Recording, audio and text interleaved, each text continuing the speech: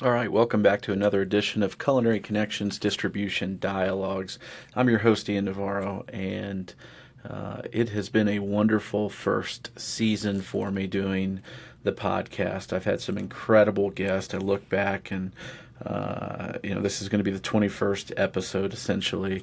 I've had 18 different people over the past few months come on, talk about a wide range of topics within food service distribution. We've had produce, seafood, branding and marketing, technology, social media, and building brand in food service.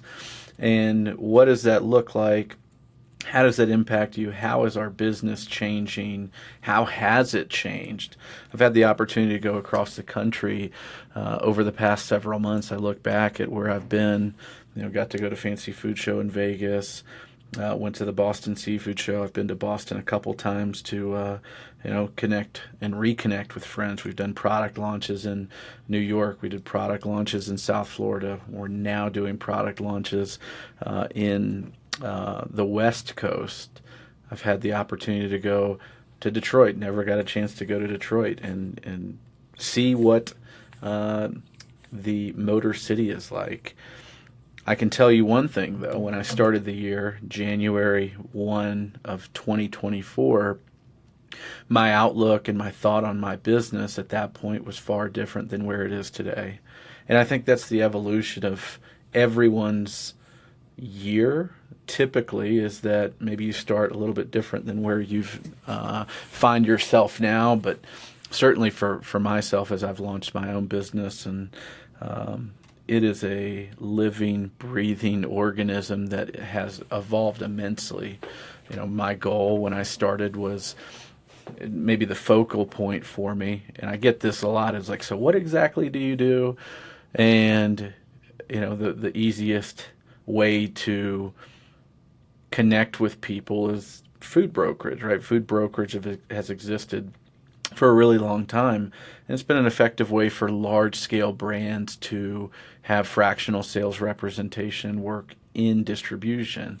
Now, the challenge that small, mid-size, or artisan brands have been faced with is most of those brokerages haven't really connected with the right distributors and end users, and so they've just kind of been left on a John boat in the middle of the ocean, kind of left to fend for themselves.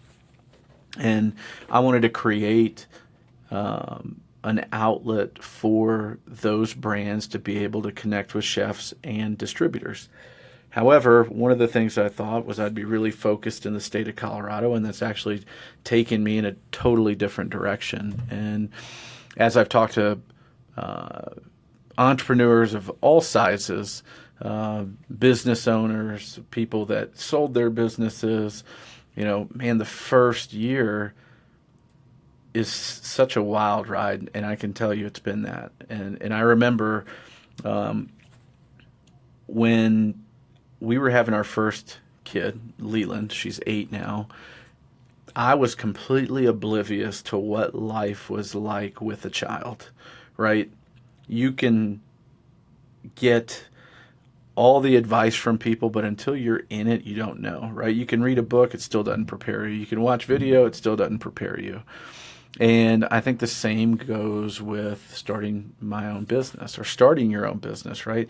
The evolution of a 1 month old versus where I am today, which essentially is, almost 8 months into this, figuring out, and I don't have it all figured out. I'll be the first to tell you. And it's constantly changing. And change is okay. It's something that is needed in the evolution of every business. And if you're not changing, you may not be growing, you may not be adapting. And, I'm looking at myself and the business on the best ways to impact what I continually say are the three main stakeholders in distribution: chefs, brands, and distributors. And each one of them have different needs. And you have to provide value across that entire organism, or the system doesn't work. The chef has to have value, the brand has to have value, and the distributor has to have value. All of those needs are completely different. And, we are working to help paint that picture, strategize with different people to create new strategies for how to create awareness in such a dynamic marketplace where Snapchat has 500 million snaps per day. Facebook's at 150 million posts per day. Instagram 100 million posts per day, right? Relevancy lives in the palm of your hands today. The distribution side of the business has been a little bit more archaic in the way that you go to market. And I was with a very seasoned sales professional in Detroit, and we were talking about how things have changed over the past 15 years. And she had a very, very long career at Cisco previously and has been with this company for over a decade. And so she's been in every type of kitchen that you can think of, and she's certainly seen the evolution. And she said, today I have chefs that really don't want to talk to me, right? I communicate almost exclusively on text and email, and then occasionally on the phone. And I certainly remember being a street rep when I was working for Atlanta Foods, now GFI. I remember tracking how many phone calls I had in a day. It was well over 100, right? And I remember I had a VPN card that I had to stick into my laptop, and I'd have to pull over, and I couldn't do anything basically from like that 3 to like 4:15 window. 4 o'clock was our cutoff. It was a real hard cutoff, but I still there'd be a little bit of a grace period to try to, beg for forgiveness in some sense. But how we go to market is evolving. If you look on the CPG side of it, go walk the frozen aisle of any grocery store. Packaging is a heck of a lot different. Same goes in food service. The evolution of brand and branding is changing, right? And now I'm talking with brands and distributors all the time, literally every day, about the importance of digital assets, right? And distributing those for your distributor to be able to use, right? You can't just have a photo shoot, a video shoot, collect those assets, let them sit in a Dropbox, and they don't ever go anywhere. Now more than ever, your distributor needs those photography and video assets to go on their online e-commerce page. They need those for their email blast. They need that for their social media. And, while I'm digital first, I'm not digital only. Like, I'm a firm believer that you should have some strategic leave behinds, because not all the time when you go see people, even though you have a scheduled appointment, are they actually going to have a chance to see you. Things happen. And if you are in food service, you know that is a reality. So, digital assets are super, super important. Gone are the days of one post per day, one photo shoot per year. You really should be scheduling regular photo shoots for your product. And if you're a distributor, thinking about brand assets of your trucks driving by, your people making a delivery, people smiling. Today, people want to buy from people that they know, they like, and they trust. So creating that vibe is super important, and social is that way. So we know we're not going to get less reliant on social media. The average American touches, taps, or swipes their phone 2,000 times a day. More and more time is spent on your phone, because your phone is how you communicate. It's your bank. It's your listening device. It is your alarm. It is everything. You can virtually, at least in the States, if you have TSA Pre and Clear, Apple Pay, you really don't even have to bring an ID. You could just have your phone and effectively work off of your phone, and there's plenty of successful people that do that. But looking back at my guests over the course of the past few months, I've had the opportunity to talk to Ben Walker, the Chief Revenue Officer at Baldor Foods. Baldor is certainly thought of as one of the best distribution companies in North America and the world. The way that they view e-commerce, the way that they look at curating products, their people are super passionate, and then they distribute in one of the hardest markets in the world. I mean, can you imagine distributing in Manhattan, the challenges that are faced in those markets? I got a chance to connect with Mike from Wolf's, who acquired a company that he's totally flipped around, and someone that doesn't have a food service background, has a more of a consultant background. So someone that's coming into the business with fresh mindset and being disruptive to the process. And his honesty, he's super funny. But if you listen to that podcast, I think it gives you a different perspective. Had a chance to interview makers of product, right? Matt, Jamie, Jesse. I've had Brian Fiscalini on, and we've talked about what's it like to build a brand in food service.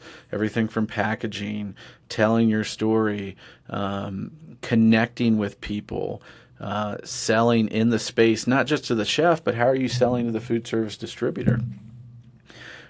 Had a lot of seafood conversations, a lot of great seafood conversations.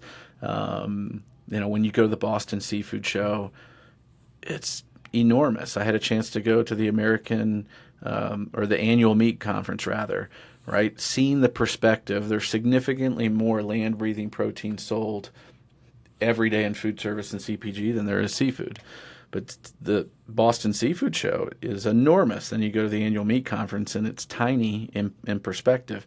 Even when you think about the Fancy Food Show is huge compared to those two shows. Then you look at the NRA show, which NRA is a great place for technology innovation, not as much in, at least in my opinion, when you really start to look at the specialty food side of it. Could it be wrapped in where there's a little bit more seafood and meat influence? Yeah, certainly. But super heavy on tech, which I think is why a lot of people love going to those. It's also just a great place to network, and Chicago around that time of year is a nice place to be. So many cool places that I've had the opportunity to travel to. I get to, gain insights from different distributors on what's working and what's not working. Talk about general softness in overall sales, right? We're seeing increased sales dollars, maybe a decrease in total cases moved, customer counts shrinking. A lot of it's market conditions. There are some insulated places where that doesn't necessarily ring true, but so how are you creating buzz and awareness? And I think as a distributor, savvy ones are going to be looking for ways to bring in new and relevant products that help differentiate themselves from everybody else. Now it's almost table stakes, to be honest with you. Like e-commerce isn't enough for you to remain relevant, right? What's your total value proposition? And those things are going to come down to how many days a week do you deliver? What's your minimum? What's your cutoff time? What's your product diversity look like? And can I connect with you at a brand level, right? The shopping experience and the vibe at Whole Foods is significantly different than Kroger, right? And if you don't believe that, walk into one of them and look at the way things are merchandised. Look at the people that are working there. Look at the products that are out there.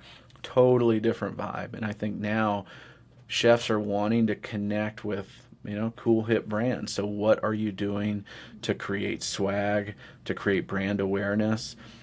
Marketing in food service historically was a food show, your invoice in your truck. Now it's way more than that, right? You've got website, you've got social, you have print assets, you have the way that you curate your collection to appeal to a demographic. What I have seen, certainly in the LA, New York, Miami market, it's ultra competitive, right? You can have a very compelling overall value proposition. Price is certainly at the forefront of decision making, despite being, some of the most expensive places to be. There's a lot of choices when it comes to buying food. The more inland you get, the less competition. And if every region has competition, but I can assure you, you go to the major markets, there's a lot of competition, a tremendous amount of competition, and people willing to outserve you based on their platform, right? And you think about a company that's a $50 million company versus one that's $500 million versus one that's over $1 billion versus billion plus, right? The bigger you get, maybe the more restrictions or guardrails that come forward naturally because you can't do the same things that you were once doing when you were a smaller company. You got more customers, you're moving more product, the warehouse is bigger, which means you got to maybe cut back your cutoff time. You have to put, you got more customers, which means you have more money out. There's just a lot that goes with scaling your company. So that next layer is willing to outserve you, come 3 or 4 times a day, have a later cutoff time, be willing to take new products in, right? And I think one of the worst things that anyone can do in distribution is just be content with where they're at, right? Like you should always be evaluating what's your SKU set look like. Is it the right mix of product for the customer? Be open and willing to have a conversation. Talking with brands, it's maybe in two sides of it, right? If you have sold anything in food service, meaning you've knocked on a door, been kicked out of it, tried to get the credit app takes 4 or 6 weeks to get. It is very cumbersome to get that initial order, right? Same thing as a brand trying to get into a new distributor. Where are you shipping out of? What's your minimum size? How much total storage do I have in my facility to bring in a new product? Does it have any competing products in the mix? Who else sells it in the marketplace? Who's going to sell it for me in the marketplace? Because once you get into distribution, that's just the start of it, right?